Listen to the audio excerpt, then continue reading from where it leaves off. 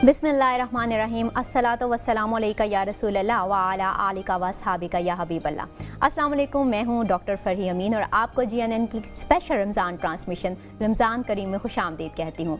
जिसकी सीरत मोहम्मद के जैसी और सूरत में जो मुस्तफ़ा है और सूरत में जो मुर्तज़ा है, जिसको मादर मिली फ़ातिमा सी और नाना मिला मुस्तफ़ा है, फ़ातिमा का है पहला सितारा वो यकीनन हसन मुश्तबा है।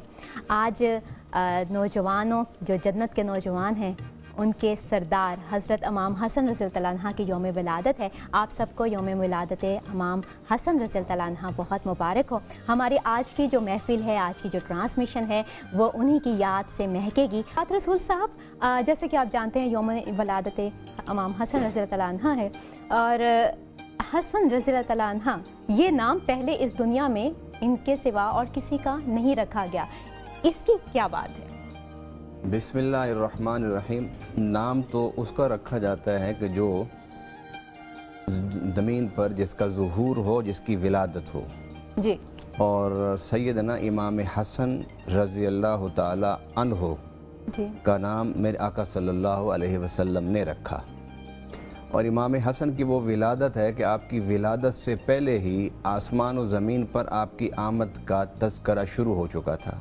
आप पूछेंगे किस तरह, तो कुरान पाक में रब्बुल आलमीन ने फरमाया इन्ना आतैना कल कौसर, ऐ प्यारे नबी सल्लल्लाहु अलैहि वसल्लम हम तुम्हें कौसर अता करेंगे, खैर कसीर अता फरमाएंगे।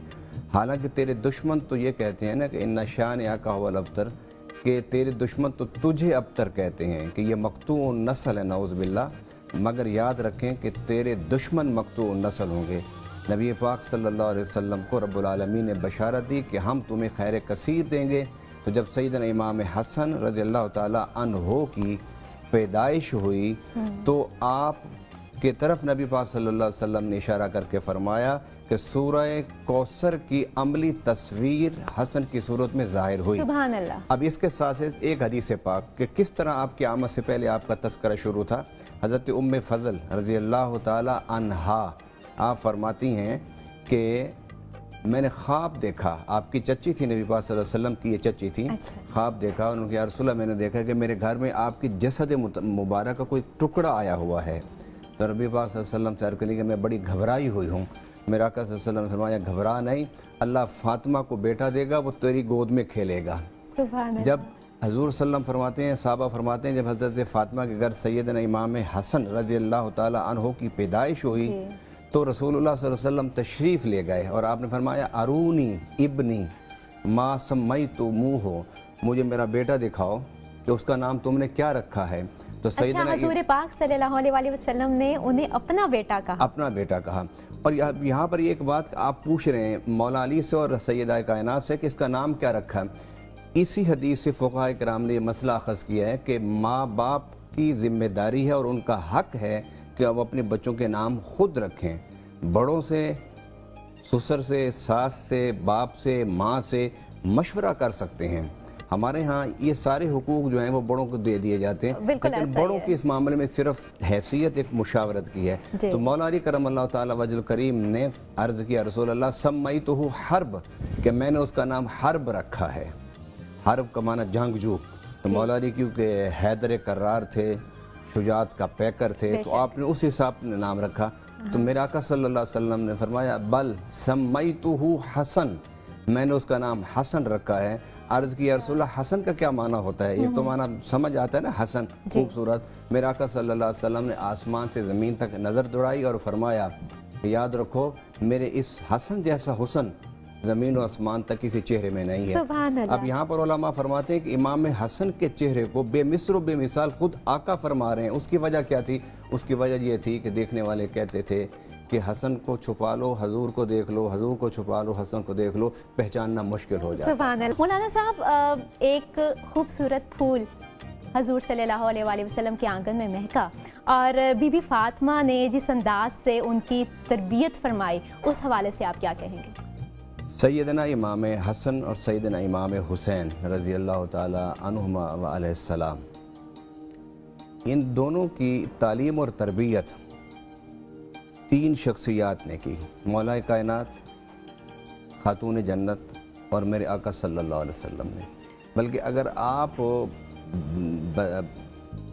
تحقیقی نظر سے دیکھیں عام طور پر تو والدین تربیت کرتے ہیں، لیکن ان دونوں شہزادوں کی تربیت خود نبی پاک صلی اللہ علیہ وسلم نے فرمائی تھی. اور نبی پاک صلی اللہ علیہ وسلم کے بارے میں فرمایا کہ وَيُعَلِّمُهُمُ الْكِتَابَ وَالْحِكْمَةَ وَيُزَكِّيهِمْ.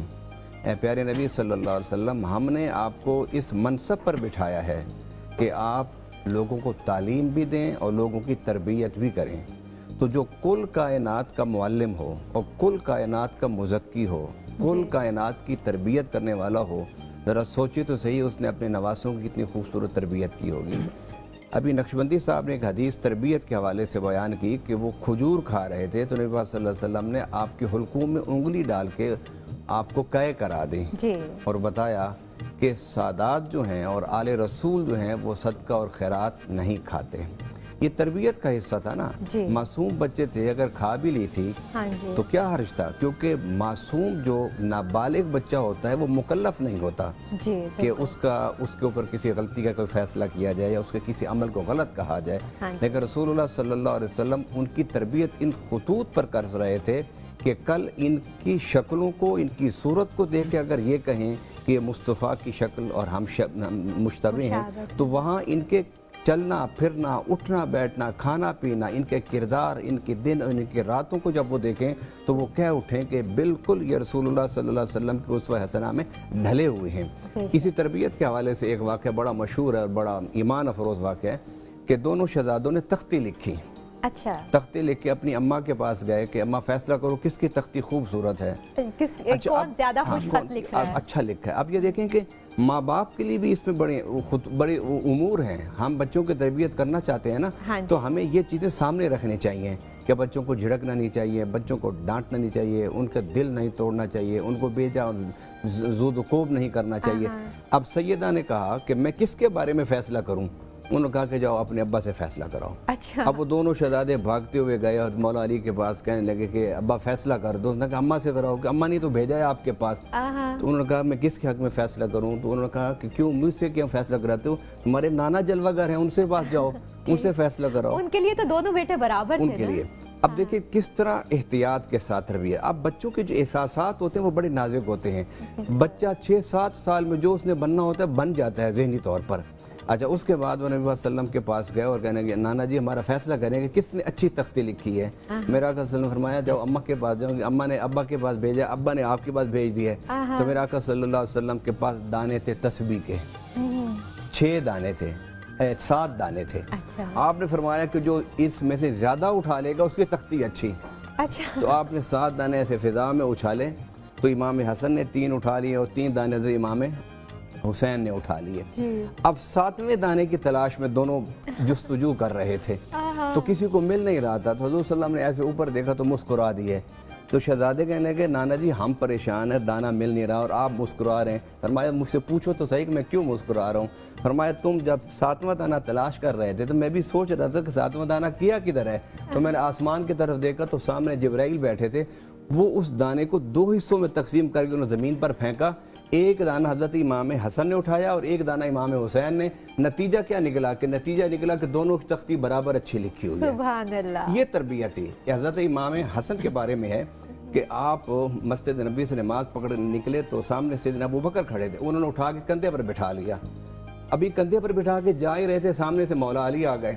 مولا علی نے جب دیکھا تو مسکرائے. سیدنا صدیق اکبر نے دیکھا تو مسکرائے. دونوں کی مسکراہٹوں کے بعد سیدنا صدیق اکبر نے جملہ ارشاد فرمایا، وہ امت کے لیے بڑا مشر رہا ہے. آپ نے فرمایا علی یہ نہ سمجھنا میں تیرا بیٹا سمجھ کندھوں پر اٹھایا ہے، میں نے حضور کو دیکھا تھا کہ حضرت امام حسین کو کندھوں پر بٹھا کے مدینہ گلیوں میں گھوم رہے تھے. تو میں نے کہا ابو بکر آقا کے اس ادا پر بھی عمل کر لو، شاید اسی پر نجات ہو جائے. ایمان کا حصہ ہے پنجتن پاک کی محبت. آپ کیا کہیں گے اس بارے میں؟